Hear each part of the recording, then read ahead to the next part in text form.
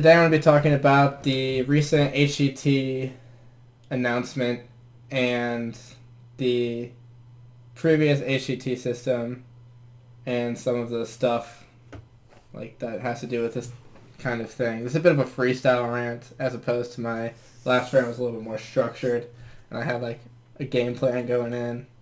So let's see here. They posted a post on the website that they usually do, explaining the bullet points for next year,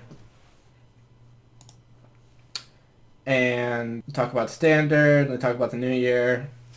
I was already aware of like some of these changes, like the last like 2 months or whatever, so it's hard for me to speak on it since I knew kind of what was going to happen, but. The Global Season Championships, we'd like to see more global clashes throughout the year, so we have combined the Regional Season Championships and the Global Season Championships. Each of these Global Season Championships next year will take place at a select host region and will be held in venues that can attend in person to cheer on your favorite competitors. Like, obviously, this is just a strict upgrade, and a lot of the things with the HCT that are going to happen next year are upgrades over this year. It's, like, pretty simple that they would obviously make it better. In my first rant, I talked about how I'd like to see more like global tournaments, and I talked about like a World Cup. They introduced, as we'll see when we get down here, the global games, which is kind of like a similar idea. And I'd like to see that they did that, and they did the team aspect that I proposed. I proposed a team World Cup tournament. So, I mean, it's not like super inventive or anything or creative, but it's good on them to start doing that. Not only with the global games, but with the Global Season Championship. If you watch the video with Young Woo, then you get to see more of the specifics, like it's 4 people from each region, etc., etc. Let's get rid of some of the... It was really hard to follow the HCT this year. Better than last year, but still extremely hard. Like, Dog makes a ton of money. Like I said this before in the last rant, I think Dog makes a ton of money playing Hearthstone. He plays Hearthstone all the time, plays it professionally. But yet, when I talked to Dog in June at DreamHack Summer, he didn't even like understand how the HCT worked. And it's a problem if people who are that high or that involved in Hearthstone don't even know how the system works. So you have to simplify it. Season playoffs, they talk about the 4 people. They're still including Tavern Heroes. I think it's important. I've talked about this a bunch of times. Bottom-up competition instead of putting prize money at the top and hoping for it to trickle down. So I think it's important that they keep including Tavern Heroes and maybe even push the local circuit a bit more, which I think they're going to be doing with some things that they haven't talked about yet. Deeper pricing is also important. Like, it's a problem if... I didn't bring this up... I didn't rant about last call, but it's definitely a problem if, say, RDU grinds all year, gets number 1 in points, and doesn't get anything. Like, that's a problem. Like, if your players are walking... Like, GeorgeC tweeted... the GeorgeC rant's still coming, by the way. GeorgeC tweeted that, like, he left with, like, a bouncy ball and a pin or something. And, it's obviously a meme. It's a bit of a joke. We all know GeorgeC is a little bit of a memer, but he shouldn't even be in the position where he feels like he wants to make that joke. Like, the system shouldn't encourage that type of I walked away with nothing, attitude. So championships are synced with standard. They want to keep the tournament meta fresh and exciting, so now they're going to align the tournaments in the standard year with content releases. This is a pretty big deal because it means that we're going to get the championships synced with standard. Obviously, this is like great. They do this for Magic the Gathering. Set comes out, and then the championships like three weeks later, it like gives this whole feel like nothing's figured out. Like, anything could happen, that type of thing, and like people are interested to tune in and watch. You're going to see a similar thing with DreamHack this year, since it's likely that the release of this next set, Gadget Stand, or whatever it's going to be, is going to be in between BlizzCon and DreamHack. So DreamHack's going to be one of those tournaments where a new set's out and people are excited to tune in. Another example of a tournament that did this was EGLX earlier in the year. A Canadian tournament got like 45, 50K concurrence pretty regularly during its broadcast, and it was, even though it's not a big tournament, and that was because, in part, that Whispers of the Old God had just come out. So people definitely want to tune in more when new sets are out, like, obviously. But yeah, this also means that we know we're gonna roughly when we're gonna get content, which is like, it's a interesting commitment by Blizzard to say, yeah, we are going to be releasing content around these points and telling us that ahead of time that that's just going to be the case, you know.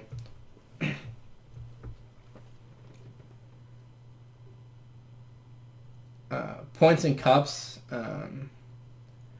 They don't cover it here, but they took my advice, and that I keep saying they took my advice. It's not like I gave it to them specifically, but in my video at the beginning of the year, I said I'd like to see less cups, or, you know, so you don't have to sit there and play every single week and play like all week or feel like you need to grind. And in the video interview, Youngwoo said that they're going to make it once per month that you can get points for cups. That's like so much better. Like I can't even stress how much better that is. And with that, we're probably going to see less cups and more organized cups, which will produce higher quality tournament gameplay, but also more impressive results, so to speak. Like before, if someone won a Community Cup during the week, it's like, I don't give a fuck that you won a Community Cup. Like, no one cares about Community Cup. I don't care that you won a Community Cup. But if they have less of them, then more players should technically play, or theoretically will play in the smaller amount available, and then the tournament player caliber increases, which means that the result's more impressive and there's less results to follow. So I think there'll still be a decent amount of cups, though. I'm not exactly sure. An increase in the prize pool, like that's great. Like, obviously, we're all happy about seeing $1 million more. It's worth noting, though, that given the success of Hearthstone and Overwatch, with the recent Overwatch, or Blizzard making a bunch of money off a recent Overwatch deal, Blizzard has enough money that they could even invest more, honestly. And maybe they will outside of the HCT, like in more like local tournaments or something. We'll see more money. I hope that's the case. Yeah. And then we get to the Hearthstone Global Games, which is like a World Cup, which I'm all for. The captain of each team is going to be the most point earner in like that country or whatever. Like, that's fucking great. Like, that's perfect. Like, the captain is the highest point earner. Like, that's exactly what I want to see. But I don't want to see 3 people voted in by the community. Now, it's tough because what the HCT was lacking this year, and people like Crip will love, or RanT love to tell you this, is that the people that viewers want to see weren't competing or weren't playing or whatever. And that's a problem because then Hearthstone, competitive, non-competitive, whatever, viewership is going to decrease. So I like to see them get in, the global games and the invitationals to kind of give those kind of fans that want to turn in and see those personalities and people they like something to watch. But I think I'd prefer at least one more spot was given through a tournament, maybe, that you could hold in each region. Just like a very simple, these are the, like, middle of the year, I don't know when the global games are going to be, or like middle of the season, these are the top 64, these are the top 32 point earners right now, or people with points in this season. Let's invite them to play in a tournament, 32 people, and the winner gets the spot. Like, something similar to they did with like the US versus China, or EU versus China, like just that simple of a tournament, like single elim or something. Like, you can complain and say it's not Swiss. You can make it Swiss too. It's like completely reasonable, but you don't have to fly them out. You can just have them play online just to get that last spot, to fill like a spot. So it's not 3 voted on players. It's also worth noting this is a league, and a lot of the players who are big players, like your RanT, your Kibblers, your Trumps, don't really like to play in the leagues because they're busy doing other stuff and they have other obligations, and it conflicts with the league pretty often. So it's actually quite a decent time commitment.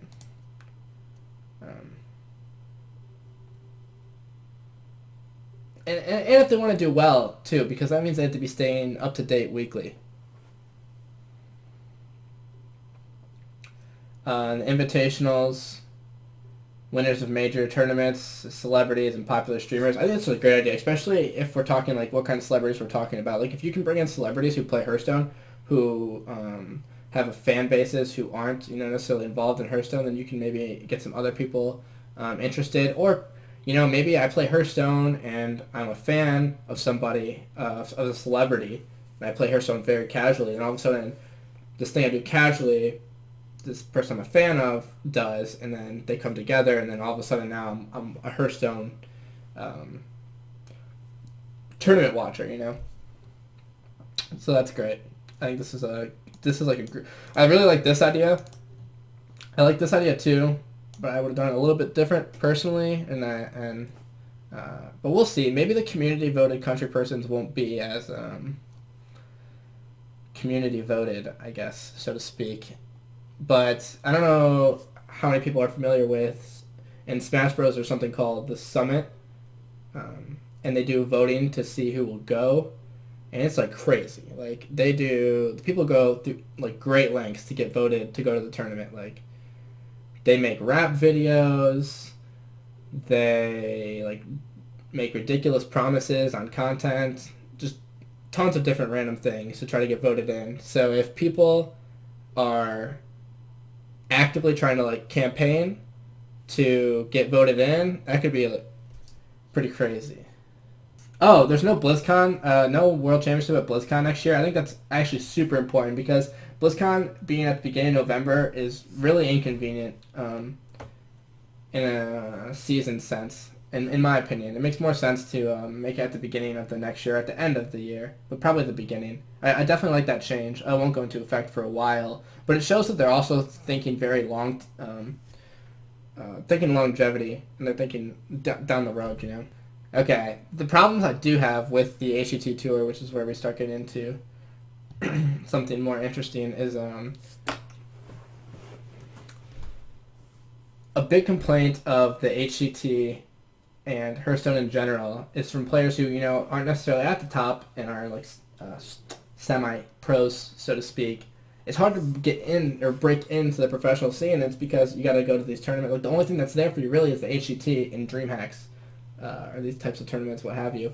And like to travel to a DreamHack from America, even if you went to Austin, costed you probably like $600. If you go to Sweden, it costs like $1,000 something, and even if you win the tournament,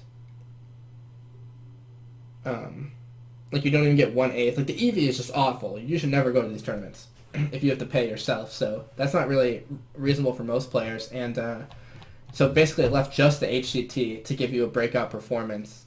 And it doesn't really reward good finishes throughout the year.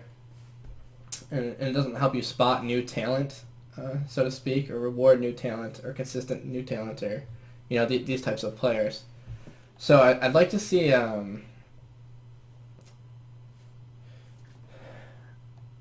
some kind of like in Magic the Gathering, they have top 25 player rankings that they put out based on ELO, but they have a system that tracks every single game played, so it's fairly easy for them to do. For Blizzard, though, I'd like to see maybe some type of thing where they give away like a best pro player, or best player in the HCT this year, best player maybe in the global season championship. Like they start keeping track of things. Maybe they can give a best rookie of the year or something, or best up and comer. I know Gosu Gamers gives away those awards, but I'd like to see Blizzard actually give away some type of award or some type of acknowledgement to these players. This person was the highest point earner from It depends on how they give away the prelim points, but I haven't thought about the system effectively, but something to reward these players for playing all year and acknowledge what they were doing. And even if you can't find a way to have like the awards have an effect on semi-pros, I think it'd have an effect on a positive effect on the game overall. And obviously giving more spots away to stuff like the global games helps with that. Also maybe like bigger local tournaments. I don't think it says anything here, or it's going to be in Swiss, which is obviously we're all happy about fucking Swiss finally. But I'm not going to try to speak on that too much. There's already some people shitposting on Twitter about Conquest, like they always are, and how it's the worst format out of any of the formats. I've talked about this plenty of times. I think RDU posted a tweet about it. If any of you watched the Thanks for the Analysis, RDU said that he would bring the same lineup, last year's standing lineup that he brought to DreamHack Summer to the tournament that was like the following week, that was Conquest. So obviously this is anecdotal evidence, but basically I'm just trying to say that these formats really aren't that much different last year's standing and Conquest as much as people think in terms of skill or what have you. I still think I'd rather see a single deck, some type of single deck format, but I understand that they want multiple decks so they can showcase more cards, so people get interested in getting more cards. I'd like to see best of sevens just done away with completely, though. I think that best of sevens are actually just awful. I think it's a worse format than best of fives most of the time. Like sometimes best of sevens better. I covered this in a tweet. Like people think that because you add games it increases the skill, but oftentimes what happens in reality is that all of a sudden people who've been playing with 4 decks need to play with 5 decks. Now they have to bring a 5th deck, and you can say, oh, they have 2 weeks to practice to find that 5th deck. But that also means that within the meta there has to be 5 good decks. Now, if my 5th deck's bad, has like a lower win rate, any deck can have a good hand and win. So basically what I'm saying is that deck needs to have a good hand now to beat some of the top decks. And that deck could just get stranded and then beat up. Also, the players aren't proficient with that deck. And I know they have the 2 weeks, but it's not like this is a ton of time. So I think it just, in general, doesn't have the effect that it's intended to have. But it does showcase more classes, which I think might be why they keep it. Yeah. In the spirit of making the things easier to follow, like they did with the Global Season Championship, Raccoon says best of 7 has better player winning more percentage of the time than best of 5. See, like that in theoretically in games in general, that should be true. And even in Hearthstone, it might still be true, but to a much lesser degree. And it's because of the way of how much better the best deck is than the worst deck that they bring. And because in Conquest you have to win with each deck, that deck can just get beat up more. And even if it still results in a higher win percentage, it feels worse, I'd say. And I'm not even sure if you move to a best of 7 how much of an increase in win percentage is. I have to do the math. Like if you say that someone has a 60% win increase over someone else, then that's like still questionable. And when you move to a best of 7 instead of a best of 5, it's harder to take advantage. One of the advantages of the Conquest format that I think is very interesting, which is that you can target. Like you can bring Frozen's lineup to a best of 5. Well, I think he brought it to best of 7, but you can bring a targeting lineup more easily to a tournament with less decks, obviously. And I actually like targeting lineups and the thought behind targeting lineups. I think it's an interesting gamble to see when players take it and to see if it pays off. So.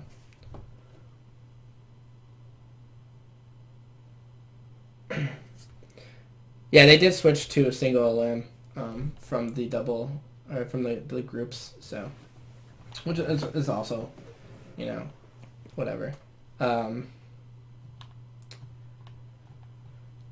Yeah, and then I see some talk about other formats that aren't Conquest. Like RDU has his format. I think he's calling it Destiny, and he's saying that it's clearly that. I think on Twitter he said, I don't want to turn this into an RDU.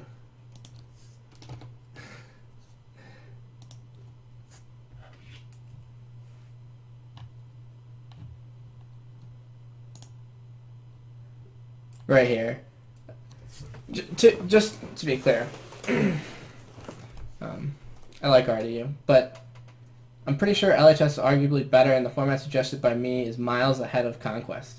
Okay, now, I'm okay with you saying your format is better, but your format hasn't been untested. To say it's miles ahead of Conquest seems a little bit ridiculous. Not to mention, the format is insanely confusing for anyone who's watching. And, like, I talked about this before, but we're already alienating people by having, like, these formats that aren't played by the average player base. Like, they don't play Conquest. They don't play in the tournaments that play those things. Like, we're already alienating them by having 3 decks or 4 decks or 5 decks. Like, they can't participate.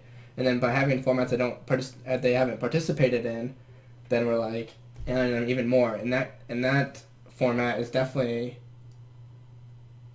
it might result in like the better player winning more often or like more lineup decisions, but that doesn't necessarily translate to just being a better format. I have to do a whole video for RDU.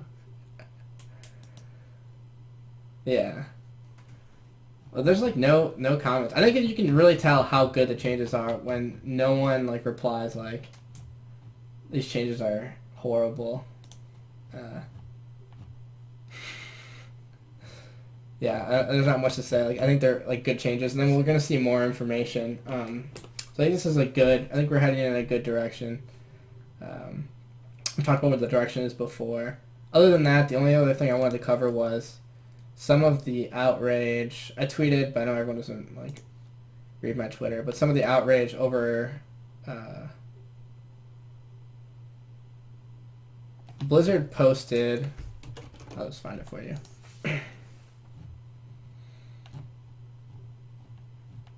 Okay, so what happened was VLPS tweeted that he hopes there's more transparency and that it does get better every year. Then they replied to his tweet and said that they replied to this tweet or the one that says it's being done on the fly. Blizzard responded and said that or this one that it wasn't going to give points. And then then he retweeted it and then they deleted their tweet because it was wrong. And then they posted that it would count. And there's like no way to make it seem more like you're doing shit on the fly and stuff's unplanned than tweeting that it doesn't count and then fucking up and having to take it back. Like, that's just too funny to me. But then they ended up clarifying that that it will count. Okay. Then there was a Reddit post, which I can probably just find.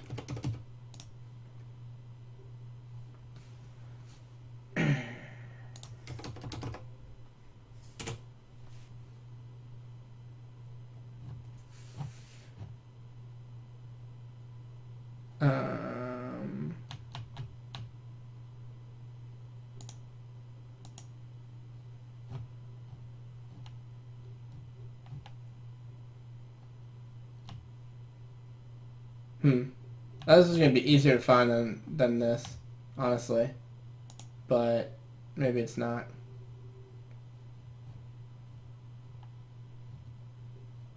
Okay, important thread. He talks in here about how the worst part is information was never mentioned. They would set every player so far behind for New Year's next last call championship to be possible to catch up. Also, it's worth noting they didn't mention the last call tournament at all in here, and they're going to release more information at BlizzCon, but it's likely that it won't be the same since they didn't just cover it again.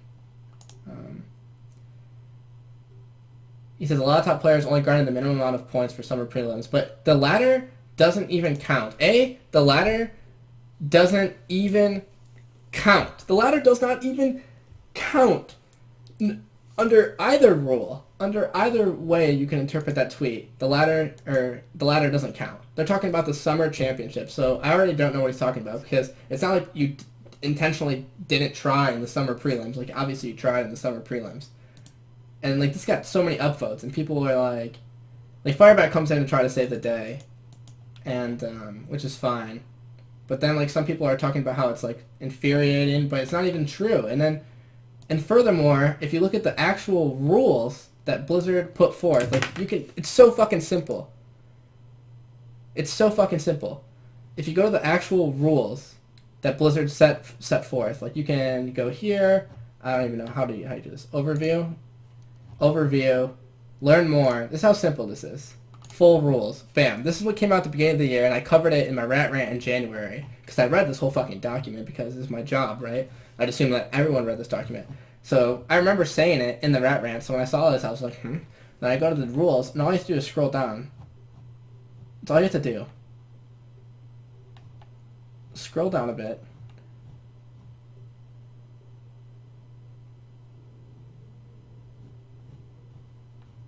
Right here. The players in the Summer Season Championship Tournament will earn the following prizes and points to earn their HCT rank in the 2017 Season Championship Tournament.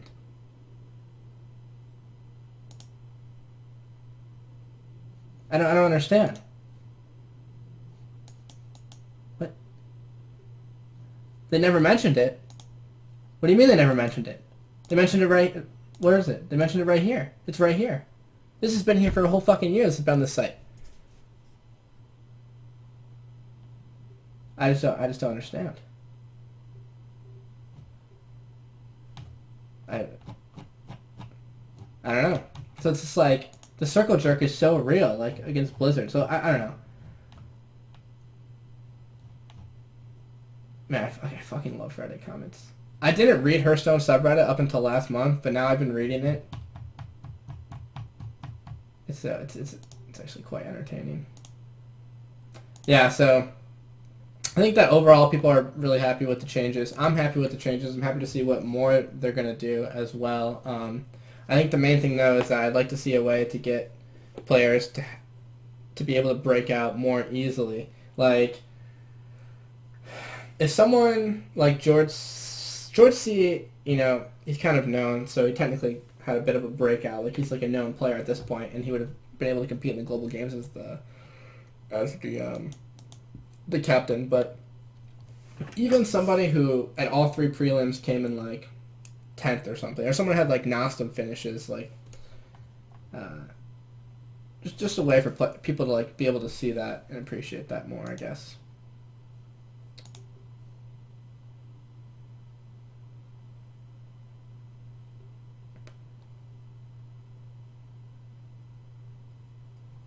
Yeah. Oh, I was gonna talk about Heroic Brawl in one of my rants. I'll just cover that now. I'll just cover the Heroic Brawl now. Fuck it. Like, the Heroic Brawl. We can go to that.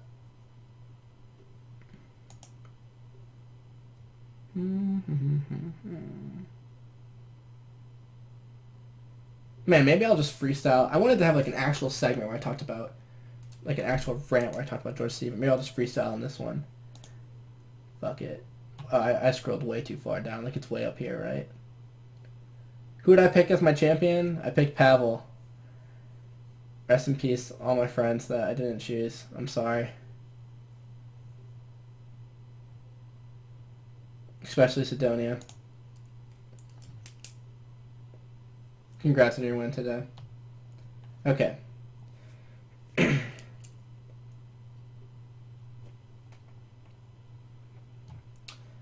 The Heroic Brawl, they announced it. It did come out. People think that they delayed it. I don't think they delayed it.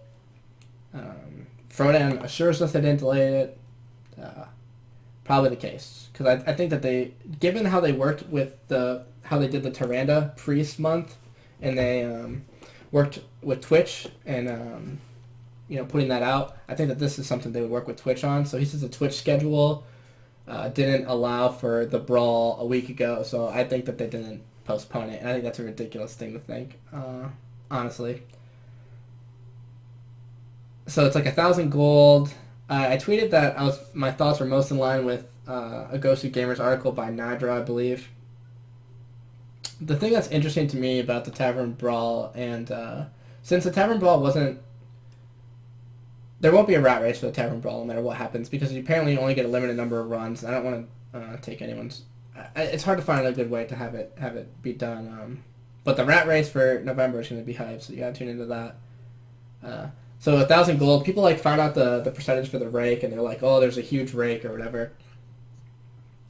But I'm interested because, in theory, they're giving like how many people are gonna pay $10? Like how much of the actual gold market is like gold economy, so to speak, in Hearthstone's like from USD, or how much of it's from like F2P time, is really interesting to me, because this doesn't actually cost them anything to give you.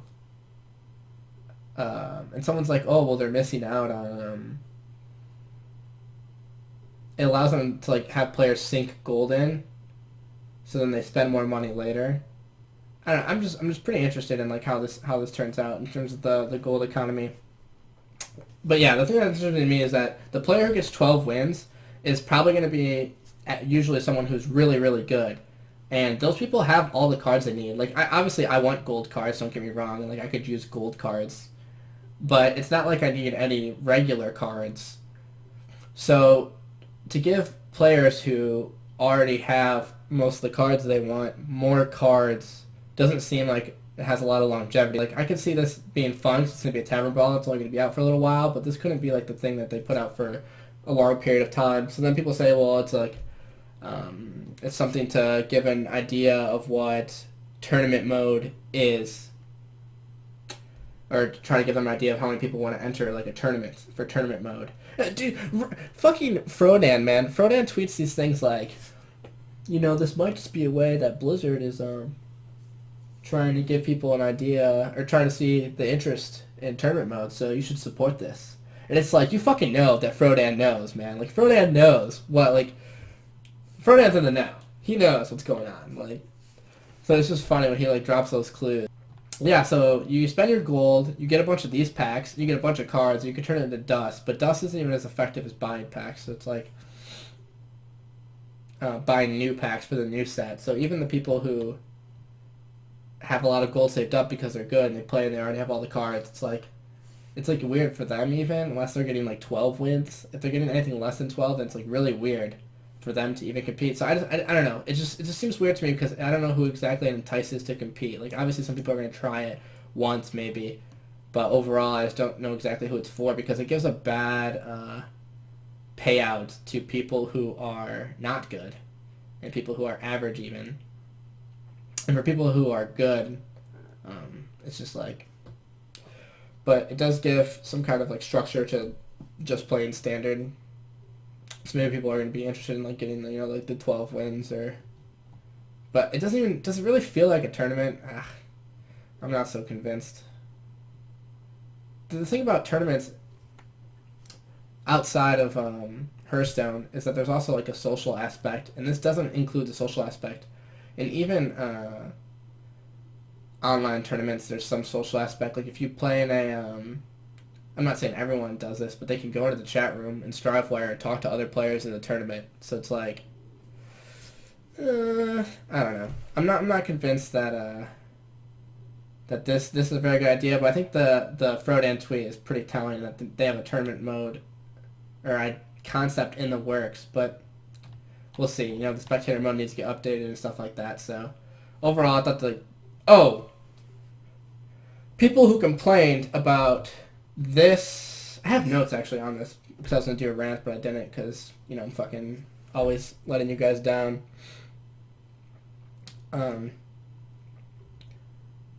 People were complaining that they, all you have to do is scroll down to the comments.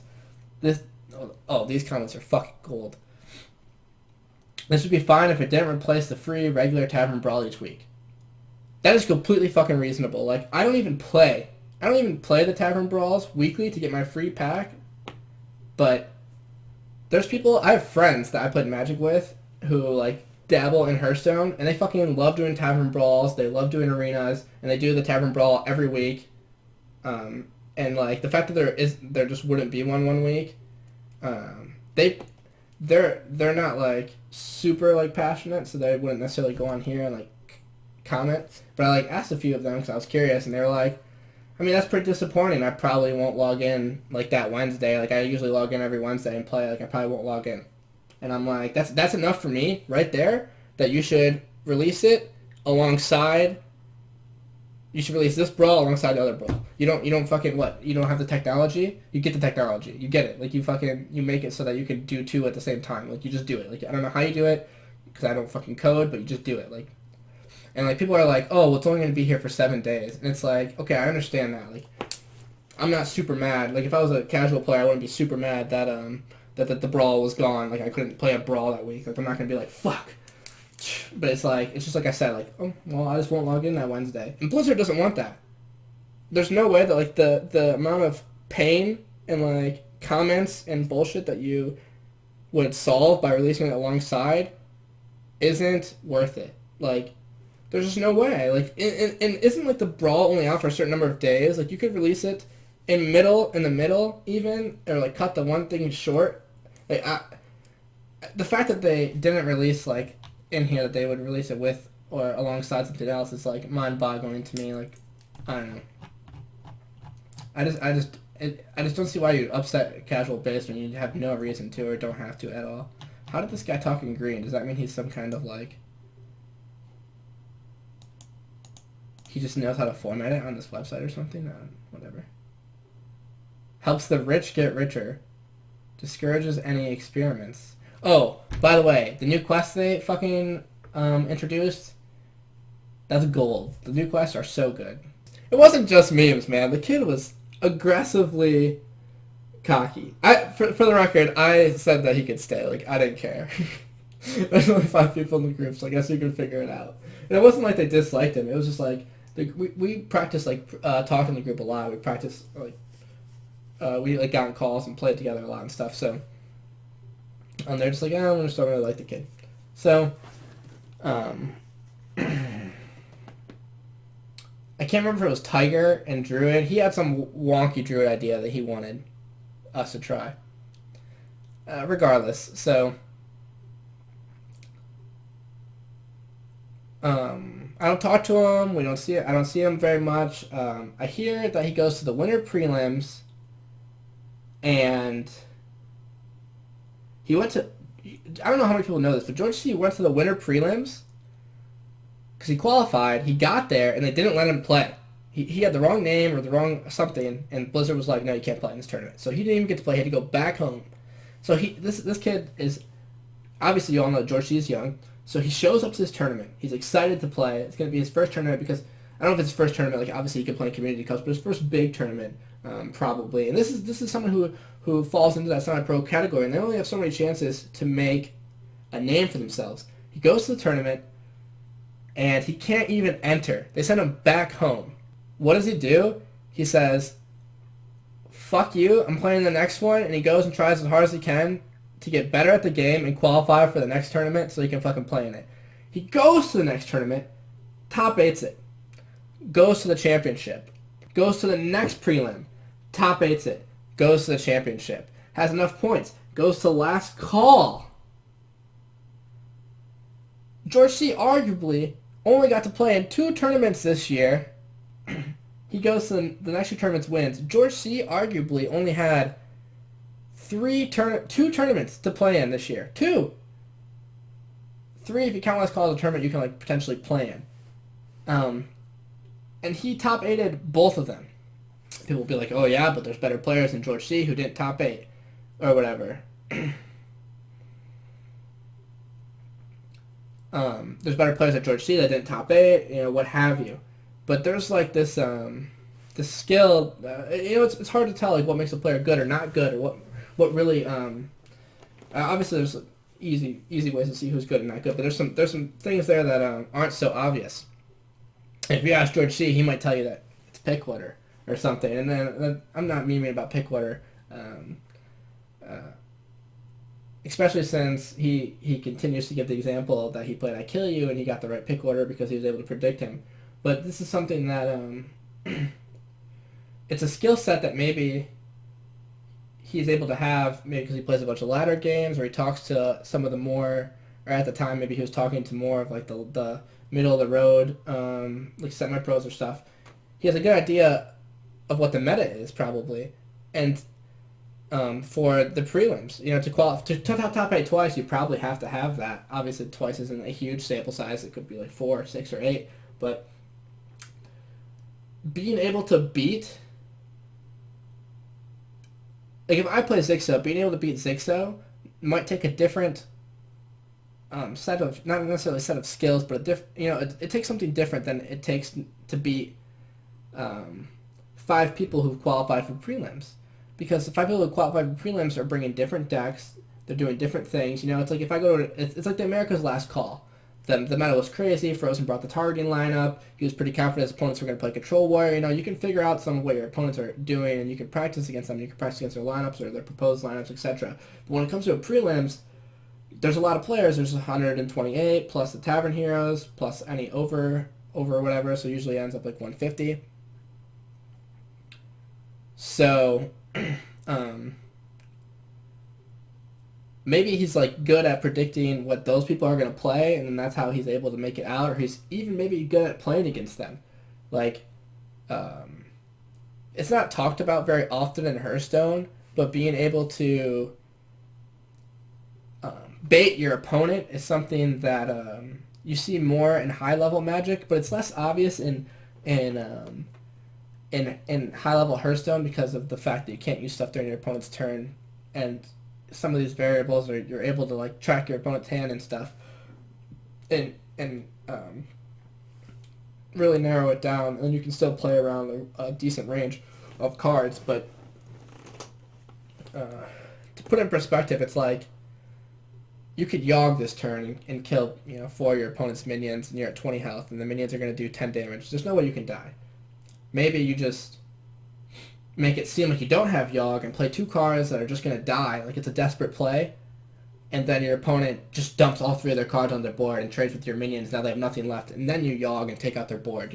It's like a bait like that isn't necessarily going to work against someone who's better, but it works more efficiently against average grinders or whatever. So like maybe that's his skill, or it's something that he's good at just naturally, and it's hard to identify. It's hard for GeorgeC to be like, I'm good at reading prelim players or what they're going to bring, or I'm good at playing against them. It's like, but it's definitely a different experience, so maybe he's good at that experience. But the fact that he went to 2 tournaments this year, and then, I mean, the last call he qualifies for through placing well at those tournaments and grinding the ladder, and he does well, is honestly, like, amazing. And I think that he... And it sucks so much, man, that he tweeted and said, like, oh, this right here, this is all a year's of work and 106 points gets you. And it's like, okay, he has a little thing. It's a bit of a meme. And obviously GeorgeC made money, and RDU didn't actually get to make money because RDU only got he didn't make any money. GeorgeC made 20K because he did well in the championships. But, like, even if you just pick these up from the thing, it's like, that's just so, man... It just fucking sucks, man. But yeah, and he's controversial, man. He goes on Twitter. He goes on Twitter and he just like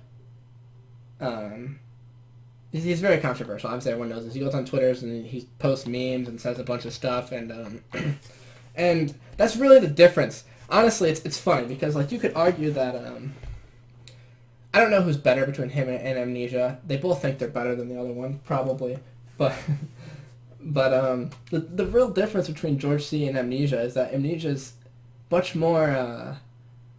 he's less involved in the culture, and he's more mature as a person and a player when it comes to that aspect. Like, and to see him at BlizzCon instead of GeorgeC, it kind of plays into that whole... that whole idea, because they are very similar. I like to think that GeorgeC is more, he got more enveloped by the Hearthstone culture, the language, the ideas, the things we use. Another person who I think fell victim to getting absorbed by like the Hearthstone culture, which isn't necessarily always good, is that is Chess Dude, honestly. The Chess Dude now and the Chess Dude from when he qualified or when he played in the Winter Championships. I mean, I met him the morning before the Winter Prelims started. He was at Panera Bread eating, and we went there for breakfast. I mean, it's so much different, and the big change is that he really got enveloped in the Hearthstone culture, and like the as card players, people know that you shouldn't always just bitch when you lose or whatever. It's like after you lose, you want to go tell your friend like you won't fucking believe it, the rag 1-8 hit my face and stuff, and then there's like certain language that's used like oh he's a high roller, oh he's this, oh he's that, and you'll see Amnesia use that less than either Chess Dude or George, and both of them use it like quite a bit. So.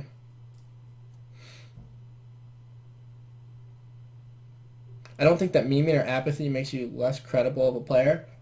It's not that it makes you less credible of a player. It's that it's hard. It's extremely hard to maintain a memeing mindset while also having a positive outlook on the game, or a positive feel about the game yourself, or the game you're playing, especially since you play it so often. It's really hard to make all these memes and jokes but then not be salty when you lose to the 1-8 rag, when you lose to this type of thing. Like, it's much easier to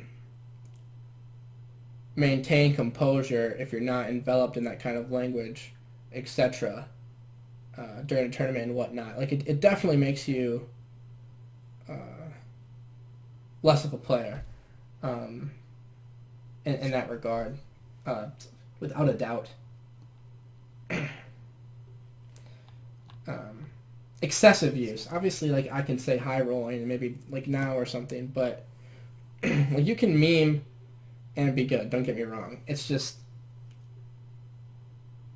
it just happens.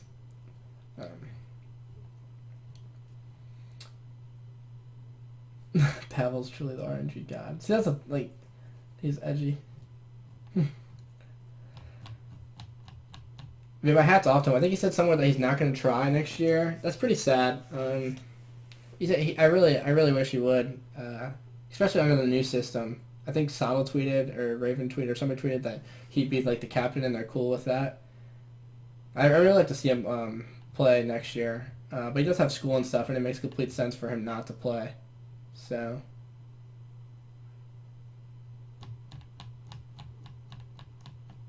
I had something else I wanted to say, but honestly I forgot.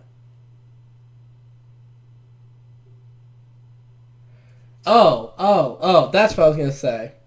And this wouldn't have happened if I did my rant on him earlier. Oh man, if you're going to be GeorgeC, okay? If you're going to be GeorgeC, and you're going to be the memer, and you're going to go on Twitter, and you're going to fire shots, and you're going to call people out, and you're going to do that type of thing. If RDU calls you out, I don't know where it's somewhere in here. We can find it real quick. It's down here somewhere. I don't know exactly where it is.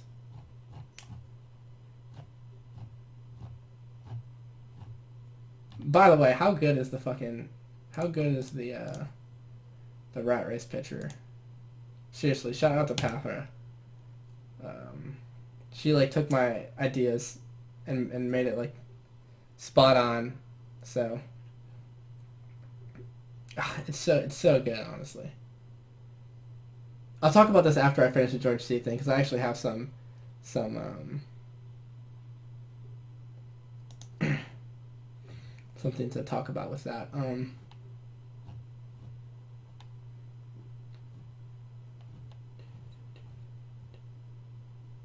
Okay, this thread right here where GeorgeC replied to an RDU tweet and said, God, this is a long thread. I didn't realize.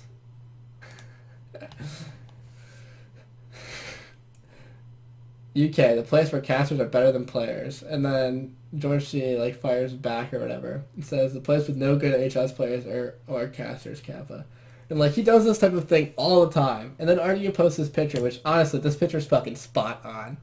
Like I love this picture. I love this picture. And then I'm like, I don't know where you found the picture, but that's fire. But yeah, so then he says this, and then if GeorgeC backs out of a bet in this thread, man, if you're GeorgeC, dude, if you're GeorgeC, you can't do that, dude. You can't back out. You can't back out like that, man. You gotta fucking play RDU. I messaged him on Skype. I was like, dude, you can't do that, man. If you're gonna be who he is, you gotta be willing to bet RDU. Maybe not hair color, maybe something else, but you gotta fucking do it, man. He just, especially if he's not even gonna play next year in Hearthstone. Oh, I'm so mad that we didn't get an RDU, GeorgeC, bat in like a streamed match. Ugh. Yeah. So he said he won't play next year, but I really hope he does.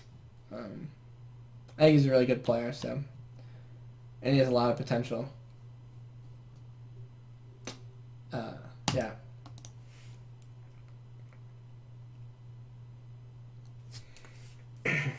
Are you guys able to chat? Mentally prep? There's a lot of ways to mentally prepare for something. This was a topic of conversation recently on Twitter today with Zixo saying that the players had weeks, so to say that they like have nerves somehow just makes them bad. But it's really hard to like, even, and then like someone said you can use metronomes or something, or like these different tactics, like you can rope your turnout and stuff. You could practice for 2 weeks just roping your turnout every time, and when you get there you could rope it out, and there's no doubt that it would help you. But you might not think that you're gonna have to do that. And even if you do that, when you get in that actual position where you sit down in that chair, and you're in front of all those people and you're playing for those stakes. I mean, this is like arguably the biggest moment of some of those people's lives in terms of their personal accomplishments. Like, it's not so simple. And Zixo may be able to handle that well or whatever, but he also has a lot of land experience, and even maybe at the beginning he can handle that well. But I know players like I still definitely get nervous when I play, especially if it's going down to the wire. Whenever I play Frozen, I always feel like an extra sense of urgency. And even players who have played in tons of lands, like Oskaka or whatever, will tell you they still get nervous. Definitely check out the RAT. I'm going to be streaming the RAT, actually. I'm streaming the RAT. I'm wearing a fucking costume. On the low, I could spoil it right now, but I'm wearing a costume. You better fucking vote for me, because I want the costume prize, man. I want the $100. Which, actually, currently I'm just paying the $100, so it's basically like I just don't need to give out $100, and I already have my costume, so it works out. But definitely vote for me for the fucking costume win, because my costume's going to be sick. I hope some of the other people use costumes. I don't know if they will. But yeah, so thanks for watching. I'll see y'all in the rat race.